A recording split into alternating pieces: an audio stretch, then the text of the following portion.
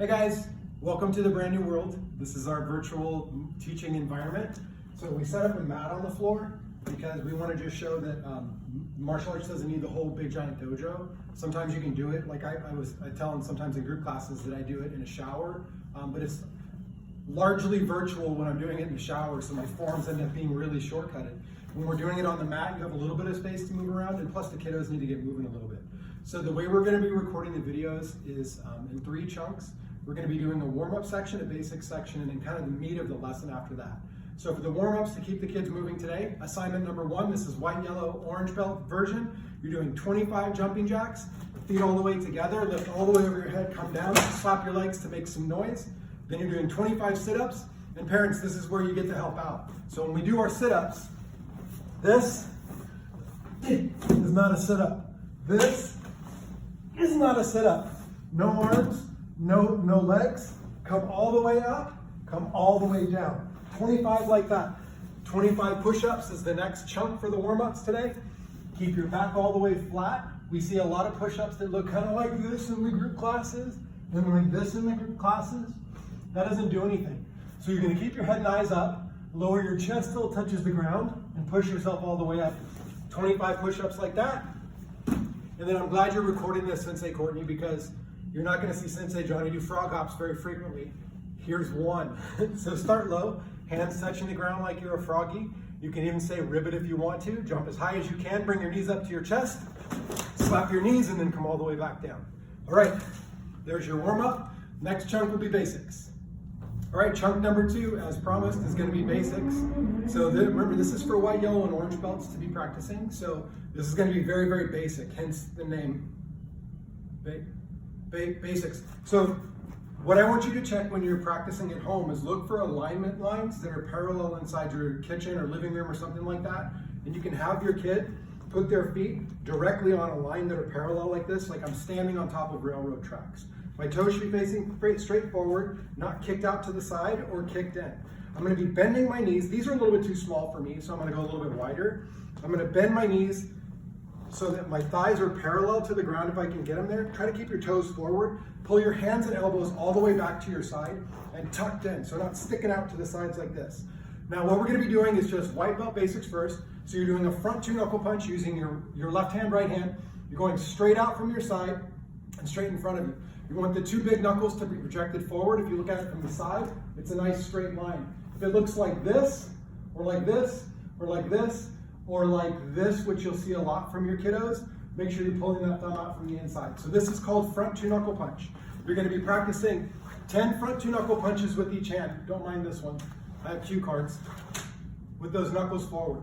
Then 10 thrust punches. This one you're not quite as extended. You have a bend in your elbow. Your knuckles are vertical and you're still hitting with those 2 big gigantic knuckles if you can. 10 with each hand on that one. Then you're doing 10 back 2 knuckle punches where it's flipped over. Again, I've got a bend in my elbow on this one. I don't want it to be all the way straight because I can hyperextend my arm. A little bit of a bend in my elbow. You're doing 10 rising knees. And so we're going to be grabbing onto our imaginary opponent, rising with our knee, point our toes down, and then come back to a horse stance. Then switch sides, grab, knee, back to a horse stance, like you're splitting a watermelon. All right, moving on. 10 front ball kicks. You learned this one on day 2. You're going to be lifting your leg up. There's 4 parts to a kick. 4. I feel like a goofball. You're lifting your knee up and pointing it forward is step number 1. Don't mind my bad balance. Step number 2, you're going to be reaching out with the ball of your foot. Step number 3, bring it back in. Step number 4, pull it all the way back down to your sides. You're going to notice that my hands stay back at my sides. They don't fly all over the place. And again, I'm doing 10 with each leg on that. All right. Number next is 10 side kicks. So same kind of concept. You're going to be lifting your knee in front of you. You're going to kick, whoa, hello. It's a mat. You're kicking out to the side, flex the blade of your foot, bring it back in, and then down. 4 steps, 10 kicks per leg, 20 kicks, 4 steps, 80 steps total. Good math. And then, last but not least for our basics, you're going to be doing front instep kicks, hitting with the top of your foot the same way that you would do the other ones. 4 steps still, 1, 2, 3, and 4. And I lied, there's one more step. So a big integral part of martial arts is blocking. We've got moving, blocking, striking. So next is our 8-point blocking system. We're gonna be doing block number 1. Start with your right hand, drop straight down, circle in front. Block 2, left, circle in front. Block 3, twist across. Block 4, same thing. Block 5, bring it up. Remember this angle, parents, you don't want it to be flat like this, and project the muscly part out. Block 6, block 7, bring it up and across and drop right to the edge of their leg, not swinging out. And block number 8, same thing. All right, next chunk is gonna be the actual meat of the class. Okay, what's up guys? So we're back, this is the part of the class. So Aiden's here for his private class. We're actually doing private classes one-on-one.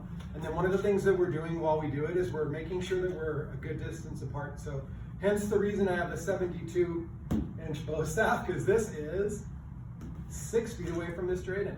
So he's gonna demonstrate some of this stuff. We're gonna go kind of chunk by chunk. This part of the video might not be as smooth. I'm assuming that the first part of the video was smooth, but this part might even be worse. So Aiden, go ahead and get into your horse stance. So again, you're gonna make sure that your toes are facing forward. Aiden has his feet on the lines like I told him to a minute ago, because he is an excellent listener, right Aiden? Yes. Yes, sir. Good, keep your head up. Very good. Look at that horse stance. Good job, Rockstar. So when I say go, you're gonna shuffle towards me. Ready? Get set, shuffle. So you step together and step out to the same horse stance you were in before. So one more shuffle towards me, Aiden, right? Wait, you gotta wait till I key out and say go. Ready? Get set, go. Good. Now you're gonna go back the other way. Ready? Get set, go. Ready? Get set, go. Nice job. Okay, back to your front position. All right, round number 2. So Aiden is gonna be demonstrating how to do a hinge. He's gonna do a hinge forward and a hinge backwards. Right now he's gonna be going from a horse stance, because this is white, yellow, orange belt. We're keeping it super basic for you guys to make sure that all you parents can keep up. All right, ready? Aiden, horse stance, go! You gonna do a ki or what? Hi! Too late, go to your front position, you. Ready? Horse stance, go! Hi! Good. Now I'm gonna go all the way over here, so you're not gonna be able to see me on the camera, but Aiden's gonna be looking at me. So if he's hinging forward the right way, he should be able to keep his eyes on me. Ready? Hinge forward, go. Hinge forward, go. Hinge forward, go. You did a little mirror check out, huh? You're checking yourself out for a second there? Good job. Ready? Hinge backwards, go. Hinge back, whoa. Hold on, check those toes, okay? Every time. That's good.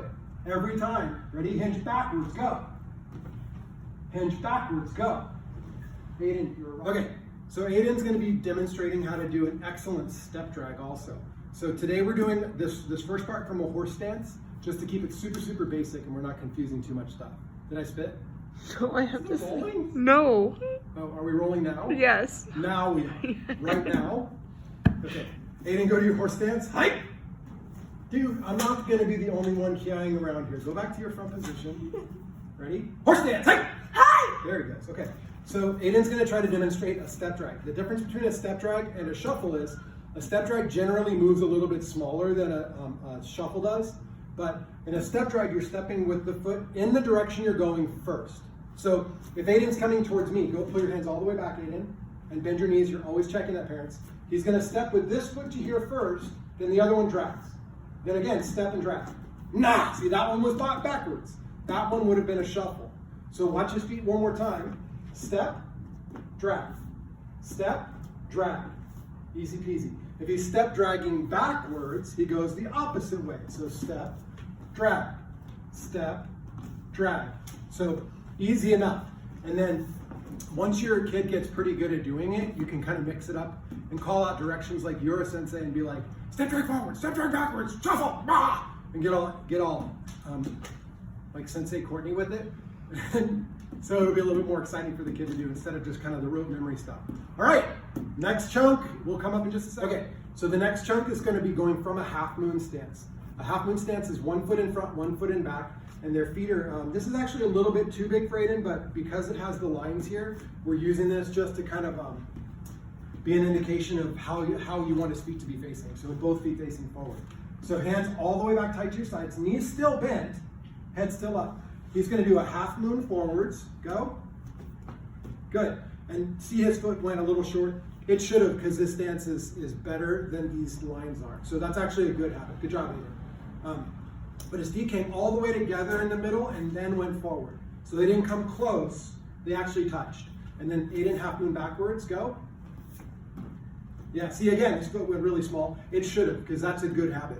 So when your parents, when you were checking parents, you want their feet to be just a little bit wider than their shoulders. And think of it like they're on a 45-degree line from one another. So one's on the front and one's kind of at a 45, back a little bit more. When they're half mooning forwards and backwards, just check to make sure their knees are bent, their head is forward, their hands are back. All those good habits you guys already all know about. All right. All right, parents, so we do need to start moving a little bit. I know he's been doing the warm-up and stuff, and moving his body, but right now we're gonna get moving with the blocks and strikes because we don't sit still. It doesn't make any sense. Unfortunately, unless you're quarantined inside your house for a couple weeks. Then you can sit still. All right, so what Aiden's gonna do is he's gonna half moon forward with his right foot. Then he's gonna do his block number 1. Hi. Then he half moons forward, 2. Hi. Forward, 3. Hi. Forward, 4. Hi. Backwards, 5. Hi. Backwards, 6. Hi. Backwards, 7. Hi. Other hand. Backwards, 8. Hi. All right, now parents, check this out. I let Aiden make some mistakes on that one. What I want you to do is watch the video again, and then after you watch it the second time, you're gonna pay close attention to his feet. In the comments section of the video, I want you to say the things that Aiden could have done better with his feet when he was doing his half moons. I'm not gonna tell you. All right, so the last part is gonna be Kempo techniques today. So this is our first class, so it's just gonna be kind of a review thing for everyone. Again, your kids aren't gonna have all these techniques. DT6, they should have learned at white belt. If they're currently a white belt, they should have that one. DT6, 7, and 3 should be if they're a yellow belt, but they may not have learned all of the 3. The last 3, 5, 18, and 2, those are the ones that they've learned if they are orange belt getting ready for purple belt. So just so you parents know where they're at. All right, from our horse stance, we're gonna be doing Kempo techniques next. Those are lettered, and they also have a name associated. For my horse stance, Kempo A is half moon back with my right. Block number 2, front punch to the nose, solar plexus, and groin. One more time. Kempo A, 3 punches. Back, block, 1, 2, 3. Kempo B starts with a box step, step together, step in at a 90-degree angle, block number 3, hammer strike to the groin, back fist to the nose. Hence the name, reverse hammer, back fist. Go back to your horse stance, box step, block, hammer, back fist. Kempo C, dragon spins 1. This one, sometimes they call this 3 horses and a moon, is what I learned it as. Horse stance number 1, horse stance number 2, block. Horse stance number 3, elbow. Half moon stance, palm strike to the base of the person's head, hold, shoot go to the side of the neck. Again, from a different angle, from our horse stance, hinge backwards 90 degrees, block number 4, hinge around, rear elbow, hinge around, palm strike to the back of the head, pull, shoot go to the side of the neck. So the next Kempo is going to be Kempo D. We teach this one from 3 different perspectives. For today, we're going to be teaching it from the beginner perspective. We're going to half moon back with our right foot. Number 2 block. We do a thrust punch to the solar plexus, thrust punch to the solar plexus, palm strike towards the bridge of the nose, grab the hair, knee to the face, on guard. We're going to key eye on the knee. So one more time, Kempo D, 2 thrust with palm. Half moon backwards, block 2, thrust, thrust, palm strike, hold, knee, on guard. Kempo E, yield attack. From our horse stance, we're half mooning backwards again with our right foot. Block number 2, hold with your right hand. Front ball kick to the solar plexus, pull as you palm strike to the face. One more time, you'll see this one taught 2 different ways. Again, from our horse stance, half moon back with your right. Knife block is the alternative way. Hold the wrist, front ball kick over this chunk of students from white, yellow, orange belt. It's going to be Kempo F, and the name for this one is 2 thrusts with grip. So we're going from our horse stance again. Again, there's a couple different perspectives we teach it from. We're going to do the basic one. So half moon back with your right foot. Block number 2, we're going thrust to the solar again, thrust to the solar again. We do a tiger's claw strike towards the opponent's groin. Left hand checks across your body. capture, and remove. Awesome finishing stance. One more time for the horse stance. Half moon backwards. Block number 2. Thrust, thrust, tiger's claw strike, rip. Okay, so super quickly the admin notes on all those techniques. Those are designed to be done in 3 different ways for this particular challenge this week. When you're doing them as a drill, the first time should be with no timer. The second time should be 5 seconds per technique, and then the third time should be 3 seconds per technique. So parents, when you're calling it out, you can be like, Kempo A! And pretend like your Sensei Courtney, super mean, harsh. And then they do their Kempo A. The first time, maybe don't count down. The second time, count down 4, 3, 2, 1. If they're not done with their technique, it's over 5 seconds. And then the same thing with 3 seconds. But it'll be like, Kempo A, 2, 1, 0. If they're not done by 0, they didn't finish in time. They're not done until they kia. So there's one note. Now, Sensei Courtney actually came up with a really cool plan for this too. While you're doing the time thing, for round 1 you can do it with no time. For round 2 you can do it with the time. But what she did is she drew some really cool flashcards. I'm going to have you zoom in on these. So it says Kempo G, and then if you flip it over, she has the description of the technique, which is Hold the baby, Dad. because it has a downward across driving. So we're going to repeat these for some of the other ones too. And this is our better one, I think. Every kid has this one. This is DT6. So there's a flashcard just kind of reminding you of the technique. Then if you flip it over, you can have them draw a nice little picture that we actually hired a chimpanzee to draw for this. This is actually Sensei Courtney's handiwork. She's pretty awesome at drawing. So I hope you like our first video. If you have any questions about anything, of course, put it in the comment section. We're going to be, Sensei Courtney and I are going to be checking that YouTube channel. And we'll, we're going to get through this thing with clean hands. And at the other side of it, because we've learned technology, it's going to be awesome. So, all right, thanks.